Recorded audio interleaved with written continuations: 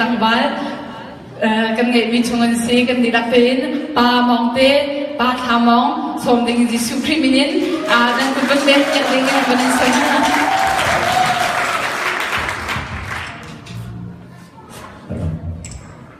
Hallelujah. Hallelujah. Hallelujah. Jam cha sung loi kan za phai jam cha kan kan tar tu kan pachian min thang chat ko se tu za zo he ban tu kin kriya dot mi ulenau ni la pa hoi kom dot na dan mun phai kan in cha lung lom nak tam bi kan ngai tha jang akan pe tu arak chom mi pum pak nan chunga oi pa ni den har ning chewin cha chot an pe ko na se ni tu za ni karak sak ding mi hi kan di la kan rak thiam mi boi pa tu khal cha ti ka se lai kan chut nak munin kan di la kan za dein kan thiam mi na si ko cha kan rak sa chew na lai rak sa chew ki boi krimi kan som na pa chiam se tu kan da chat ti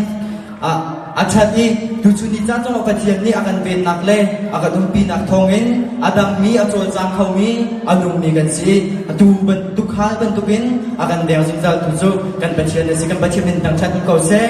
boi pa tu khal cha di me la chiangin pa chiam kan rak thang chat lai